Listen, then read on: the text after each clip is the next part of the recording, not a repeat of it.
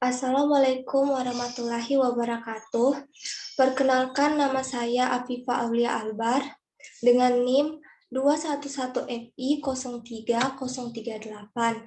Saya dari Prodi D4 Anestesiologi Universitas Bakti Kencana Bandung. Di sini saya akan menjelaskan mengenai sistem reproduksi pria dan wanita. Nah, sebelum itu saya akan menjelaskan apa itu sistem reproduksi. Sistem reproduksi atau sistem genital adalah sistem organ seks dalam organisme yang bekerja sama untuk tujuan reproduksi seksual. Banyak zat non-hidup seperti cairan, hormon, dan feromon juga merupakan aksesoris penting untuk sistem reproduksi.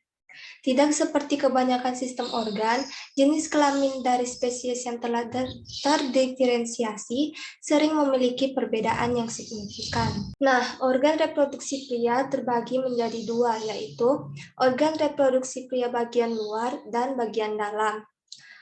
Organ reproduksi pria bagian luar terdiri dari yang pertama ada penis. Penis merupakan alat yang berfungsi untuk memasukkan sperma ke saluran kelamin wanita atau kopulasi. Kedua, skrotum. Skrotum merupakan kantung berkulit tipis yang mengelilingi dan melindungi testis. Skrotum memiliki fungsi untuk mengatur testis agar optimum untuk kehidupan sperma. Sperma membutuhkan suhu yang lebih rendah dari suhu tubuh. Hal ini dimaksudkan sebagai perkembangannya. Yang ketiga, testis. Testis ganda atau testis tunggal merupakan suatu kelenjar reproduksi pada pria yang berfungsi memproduksi sperma melalui proses spermatogenesis dan memproduksi testosteron. Selanjutnya, organ reproduksi pria bagian dalam. Yang pertama ada epididymis. Saluran yang baru keluar dari testis dinamakan dengan epididymis. Saluran ini berkelok-kelok membentuk suatu gumpalan yang memanjang yang menempel di belakang testis. Fungsi dari epididymis yaitu sebagai saluran penghantar testis, mengatur sperma sebelum diejakulasi, dan memproduksi semen. Kedua, vas deferens. Vas deferens dinamakan juga sebagai ductus deferens. Saluran ini merupakan kelanjutan dari epididymis yang berupa saluran lurus keluar dari testis ke atas rongga panggul. Panjang dari vas deferens ini sekitar 50-60 cm. Ketiga, vesicula seminalis. Vesicula seminalis menghasilkan cairan yang merupakan sumber makanan bagi sperma. Cairan ini merupakan bagian terbesar dari semen. Cairan lainnya yang membentuk semen berasal dari vas deferens dan dari kelenjar lendir di dalam kepala penis.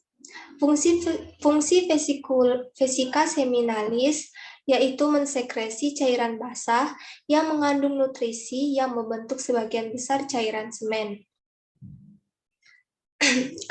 Keempat, kelenjar prostat. Kelenjar prostat terletak di bawah kandung kemih, di dalam pinggul dan mengelilingi bagian tengah dari uretra. Biasanya ukurannya sebesar walnut dan akan membesar sejalan dengan pertambahan usia. Fungsi prostat yaitu menambah cairan alkalis pada cairan seminalis yang berguna untuk melindungi spermatozoa terhadap sifat azam yang terdapat pada uretra dan vagina. Yang terakhir ada uretra. Uretra adalah saluran reproduksi terakhir. Fungsi dari uretra yaitu sebagai saluran kelamin dari vesikula seminalis dan saluran urin dari kantong kemih. Dalam reproduksi pria terdapat hormonnya yaitu yang pertama follicle stimulating hormone atau FSH untuk mengendalikan produksi sperma dan perkembangan organ kelamin.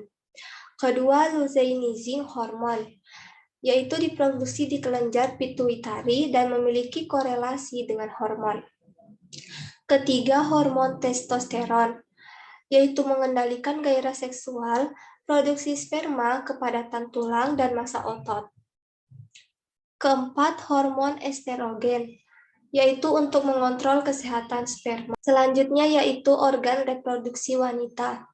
Organ reproduksi wanita juga terbagi menjadi dua, yaitu organ reproduksi wanita bagian dalam dan bagian luar. Organ reproduksi wanita bagian dalam terdiri dari yang pertama vagina. Vagina berfungsi sebagai jalur penghubung antara serviks atau mulut rahim ke bagian luar tubuh. Selain itu, bagian ini juga berguna sebagai jalur untuk melahirkan. Saat berhubungan intim, organ ini berguna untuk jalur penetrasi penis sehingga sel sperma dapat masuk dan bertemu sel telur. Yang kedua, uterus. Uterus merupakan jaringan otot yang kuat terletak di pelvis minor di antara kantung kemih dan rektum. Ketiga, fimbriae. Fimbria. Fimbria merupakan serabut atau silia lembut yang terdapat di bagian pangkal ovarium berdekatan dengan ujung saluran ovido. Berfungsi untuk menangkap sel ovum yang telah matang yang dikeluarkan oleh ovarium. Keempat, endometrium.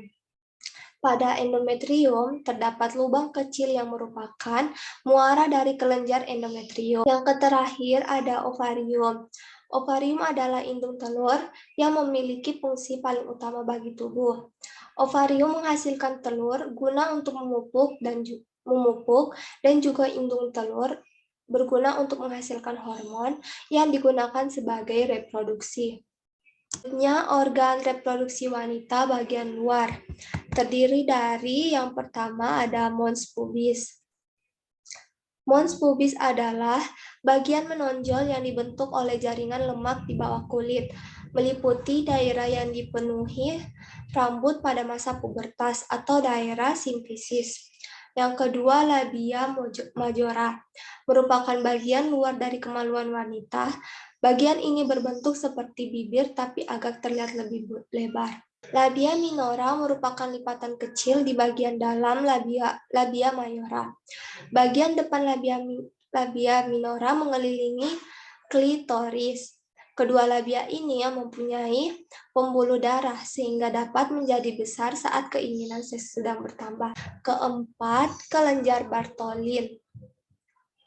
Kelenjar Bartholin adalah kelenjar yang terletak di kedua sisi bibir vagina. Kelenjar ini berukuran kecil sehingga tidak mudah terdeteksi oleh tangan maupun mata. Kelenjar ini berfungsi mengeluarkan cairan yang berperan sebagai peluma saat berhubungan seksual. Yang terakhir ada klitoris. Klitoris adalah sebuah organ seksual yang berada di dalam vagina. Nah, pada wanita juga terdapat hormon reproduksinya. Yang pertama, estrogen, berfungsi untuk membantu perkembangan dan perubahan tubuh saat pubertas. Perkembangan fungsi organ seksual, memastikan proses ovulasi dalam siklus bulanan. Kedua, progesteron, berfungsi mempersiapkan lapisan rahim atau endometrium untuk menerima sel telur yang telah dibuahi sperma. Ketiga, testosteron, berperan mengatur libido atau gairah seksual wanita, menjaga kesehatan vagina, payudara, dan kesuburan. 4. Follicle stimulating hormone atau FSH. Hormon ini diproduksi di kelenjar hipofisis, berperan penting dalam sistem reproduksi. Kelima, luteinizing hormone atau LH. Diproduksi oleh kelenjar hipofisis, memicu ovulasi atau pelepasan sel telur yang matang. Keenam, hormon oksitosin. Berperan penting saat proses persalinan. Dengan adanya oksitasi, maka kontraksi bisa terjadi saat persalinan. Terima kasih, itulah tadi penjelasan dari saya. Kurang lebihnya, mohon maaf. Wassalamualaikum warahmatullahi wabarakatuh.